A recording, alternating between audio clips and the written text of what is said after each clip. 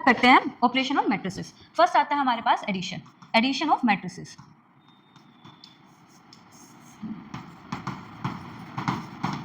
Addition of matrices, matrices की addition करनी है, आज एक ये टॉपिक सीखना है। सेकंड आता है स्केलर मल्टीप्लिकेशन, स्केलर मल्टीप्लिकेशन।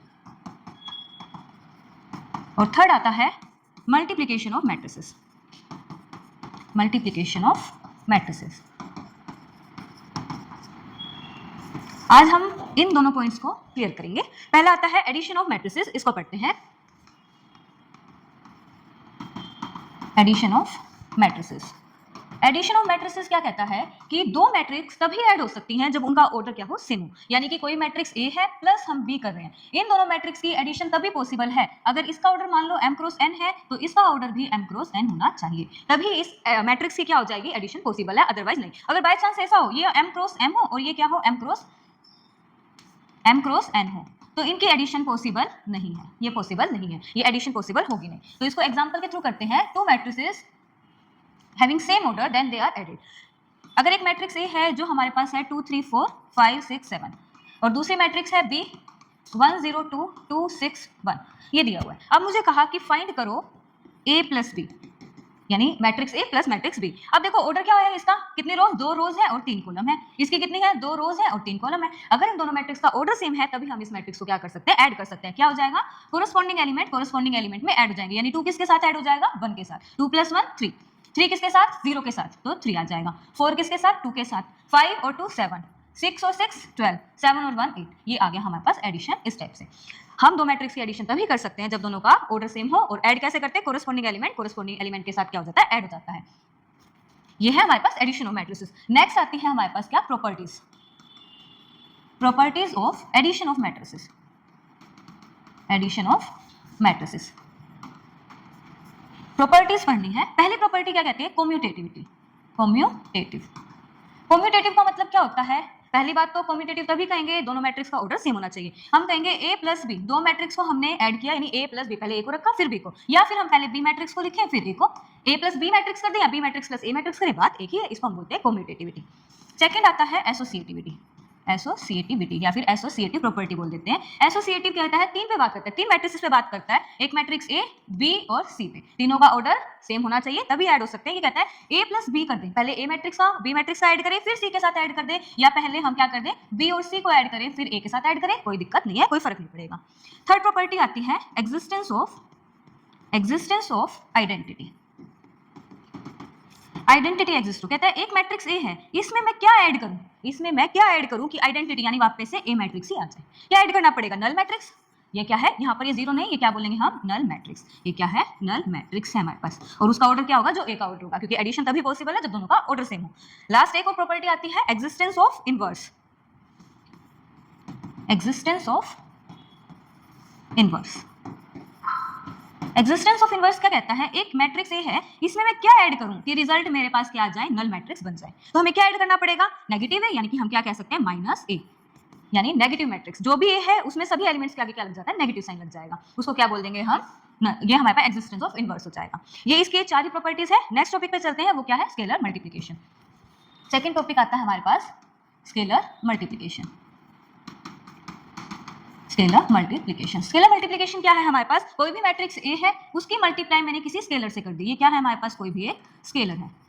अब क्या होगा, जो भी स्केलर है वो मैट्रिक्स ए के हर एक एलिमेंट के साथ क्या हो जाएगा, मल्टीप्लाई हो जाएगा। जैसे अगर हम ये लेते हैं मैट्रिक्स ए है, वो क्या है, 1 2 3 4 है। अगर मुझे कहा 4a फाइंड करो, यानी कि 4 क्या है, ये हमारे पास ये स्केलर है, क्या मतलब होगा, 4 जो है ए मैट्रिक्स के हर एक एलिमेंट के साथ मल्टीप्लाई हो जाएगा, यानी 1 4 जा 4, 4 2 जा 8, 4 3 जा 12, 4 4 जा 16, ये मतलब हो जाएगा। स्केलर का मतलब यहाँ यही है कि वो स्केलर जो है वो मैट्रिक्स जो भी दी हुई है उसके अंदर सभी एलिमेंट के साथ मल्टीप्लाई हो जाएगा, इसको हम स्केलर मल्टीप्लिकेशन कहते हैं। नेक्स्ट आता है properties of scalar matrix, properties of scalar matrix. Scalar matrix की क्या क्या प्रॉपर्टीज हैं। पहली प्रॉपर्टी आती है, कोई भी मैट्रिक्स ए है और बी है, दो मैट्रिक्स को ऐड किया फिर किसी स्केलर से मल्टीप्लाई कर दो, या फिर के ए पहले ए मैट्रिक्स के साथ स्केलर को मल्टीप्लाई कर दो, बी के साथ भी मल्टीप्लाई कर दो, देन ऐड कर दो, बात एक ही है। सेकंड आता है हमारे पास, कोई भी दो स्केलर है k1 प्लस k2, पहले दोनों स्केलर को ऐड करके मैट्रिक्स के साथ मल्टीप्लाई कर दो, या फिर ऐसे कर देते हैं, तब भी बात एक ही होगी हमारे पास।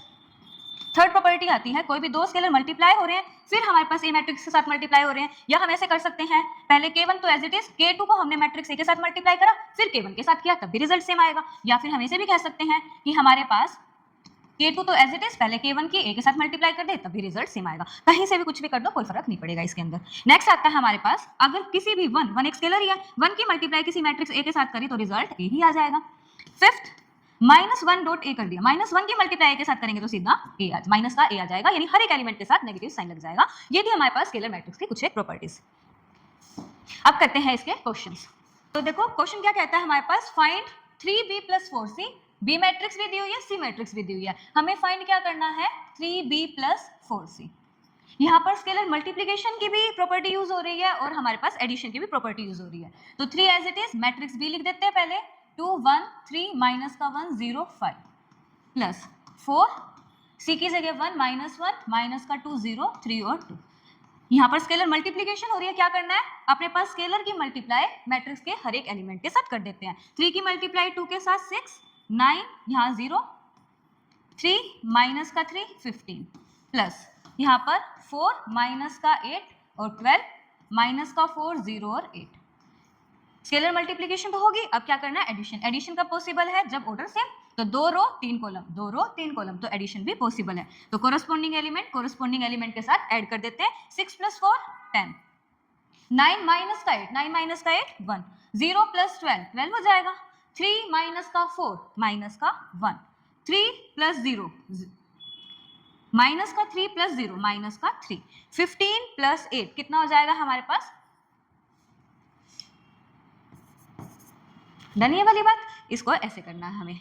नेक्स्ट क्वेश्चन आता है, find the value of k। k क्या है, नॉन जीरो स्केलर है, यानी k की वैल्यू जीरो नहीं हो सकती और कुछ भी हो सकता है। इफ k स्केलर दिया हुआ है, इस मैट्रिक्स के साथ मल्टीप्लाई करनी है, 2 एक स्केलर है इसके साथ मल्टीप्लाई करनी है, ये इसके इक्वल है, हमको k की वैल्यू फाइंड करनी है। सबसे पहली बात, k स्केलर है तो हर एक एलिमेंट के साथ मल्टीप्लाई हो जाएगा, यानी कि k यहाँ 0, यहाँ पर 2k, 3k 4k 5k, फिर प्लस, अब 2 भी स्केलर है, 2 की भी मल्टीप्लाई कर दो हर एक एलिमेंट के साथ, 2 1 = 2, 2 2 = 4, 2 3 = 6, माइनस का 2 माइनस का 6 4, किसके इक्वल है हमारे पास 4 4 10 4 2 14। पहले यहाँ पर एडिशन की प्रॉपर्टी लग जाएगी, इनको ऐड और कर देते हैं। k + 2 0 + 4 2k + 6, यहाँ पर 3k माइनस का 2, यहाँ पर 4k माइनस का 6, 5k प्लस का 4, 5k प्लस का 4। अब ये इक्वल किसके है हमारे पास, 4 4 10 4 2 14। Two matrices are equal when their corresponding elements are equal. तो हम यहाँ पर से इसका मतलब क्या होगा, पहला एलिमेंट 4 के इक्वल होएगा हमारे पास, यानी कि हम क्या करेंगे, k + 2 किसके इक्वल आ गया हमारे पास, 4 के इक्वल आ गया, यानी k की वैल्यू क्या आ गई 4 माइनस का 2, यानी k की वैल्यू क्या आ गई 2। एक तो यहाँ से आ गया हमारे पास। हम एक दो और चेक कर लेते हैं कि हाँ भाई सभी से कुछ और वैल्यू ना निकल जाए कभी। तो यहाँ से करेंगे 2k + 6 = 10, यानी कि 2k = 10 - 6, यानी 2k = 4, k की वैल्यू आपके से 2। ऐसे चेक करते चलना है, यहाँ पर भी चेक कर सकते हैं, इनसे भी चेक कर सकते हैं, सबसे k की वैल्यू 2 आएगी। और देखो ये वाला एलिमेंट इसके सेम है ना, तो हमें थोड़ा साथ साथ पता भी चलेगा कि हमारी कैलकुलेशन सही चल रही है या नहीं चल रही। इस क्वेश्चन को इस तरीके से करना है। अब करते हैं नेक्स्ट क्वेश्चन। नेक्स्ट क्वेश्चन कहता है, फाइंड ए मैट्रिक्स x। एक मैट्रिक्स x को फाइंड करना है such that 2a + b + x = null matrix. a और b अपने को गिवन है, अपने को x मैट्रिक्स फाइंड करना है।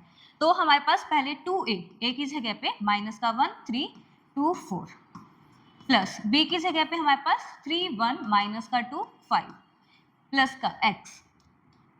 अब यूं भी कर सकते हैं, हम x मैट्रिक्स को सपोज कर लेते हैं, a और b दोनों मैट्रिक्स का ऑर्डर क्या है 2 × 2 का है, तो हम सपोज कर सकते हैं x भी हमारे पास क्या होगी 2 × 2 की मैट्रिक्स होगी, यानी लेट कर लिया ये a b c d होगा। एक तो ये तरीका है, नल मैट्रिक्स के इक्वल है, यानी 0 0 0 0 इसके इक्वल होगा हमारे पास। हम इन सबको ऐड कर देते हैं। चलो पहले तो यहाँ मल्टीप्लाई होगा ना, यहाँ पर क्या हो जाएगा -2 4 6 8 plus 3 -2 1 5 plus a b c d = 0 0 0 0।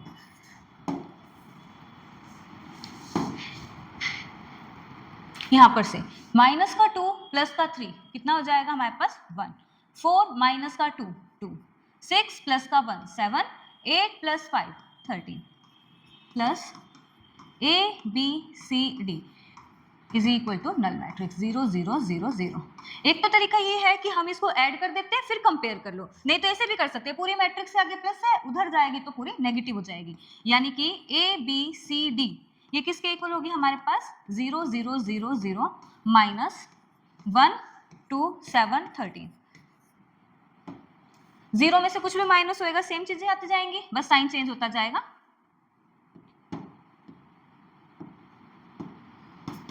यानी A B C D is equal to 0 minus का 1, यहाँ पर माइनस का 1 माइनस का 2 माइनस का 7 माइनस का 13। यहाँ पर से हमें पता चल गया कि A की वैल्यू -1 है, B की वैल्यू -2, C की वैल्यू -7, D की वैल्यू -13 और ये किसके इक्वल है X मैट्रिक्स के इक्वल है, तो हमने फाइंड कर दिया। ये क्या है ना, फाइंड करना है X मैट्रिक्स को, हमने फाइंड कर दिया। ये क्वेश्चन भी डन।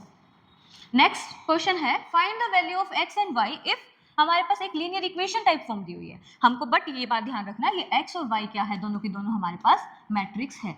हमें x और y दोनों मैट्रिक्स फाइंड करनी है जब दो इक्वेशन टाइप दिया हुआ है। एक तरीका ये है, हमको एलिमिनेशन मेथड आता है, हम क्या कर सकते हैं, तो x के कोफिशिएंट सेम कर सकते हैं या y के कर सकते हैं।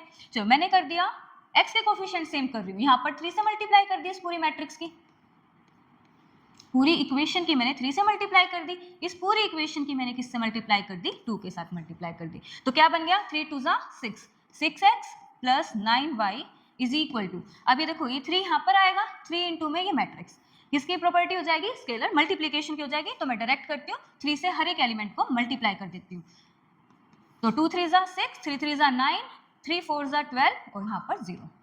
नेक्स्ट सेकंड मैट्रिक्स में क्या है, मैंने 2 से मल्टीप्लाई करी है, 2 3 यहाँ पर 6x प्लस का 2 2 4y इज इक्वल टू, यहाँ पर भी सेम मैंने हर एक एलिमेंट को 2 से मल्टीप्लाई कर देती हूँ, 2 2 4 माइनस का 4 माइनस का 2 और यहाँ पर 10। अब क्या कर सकते हैं, दोनों 6x हो गए हमारे पास, एलिमिनेशन के लिए क्या कर देते हैं, हम साइन चेंज कर देते हैं, मतलब फर्स्ट इक्वेशन से सेकंड इक्वेशन को माइनस कर दिया, यानी कि यहाँ प्लस है, यहाँ प्लस है, यहाँ पर प्लस है, माइनस माइनस माइनस, ये वाली चीज तो कैंसिल, 9 में से 4 गया 5y इज इक्वल टू, इसको एक बार ही मैं लिख देती हूँ 6 12 9 0, अब बीच में कौन सा साइन है, माइनस का 4 माइनस का 2 माइनस का 4 और 10। अब यहाँ पर क्या होगी, सब्ट्रैक्शन होगी, 5y इज इक्वल टू 6 में से 4 गया 6 माइनस 4 2, 9 माइनस 4, अब 12 यहाँ पर भी माइनस है और यहाँ पर भी क्या है, यहाँ पर थोड़ी सी गड़बड़ होगी, यहाँ पर 9 माइनस माइनस क्या हो गया, प्लस हो गया, 9 और 4 13, यहाँ पर से 12 माइनस माइनस प्लस यानी 12 प्लस 2 14, 0 माइनस का 10 यानी कि माइनस का 10। अब अपने को तो y की वैल्यू चाहिए, तो 5 यहाँ मल्टीप्लाई में, इधर जाके डिवाइड में, यानी कि 1/5 इंटू में 2 13 14 माइनस का 10। अब 5 को अंदर सबके साथ डिवाइड करने की जरूरत नहीं है, सिंपल इस तरीके से छोड़ दो, ये भी सही है। हमारे पास क्या निकल गया, y मैट्रिक्स निकल, जो होमवर्क है कि x की वैल्यू फाइंड करो, सेम इसी मेथड से x की वैल्यू हमें क्या करनी है, फाइंड करनी है।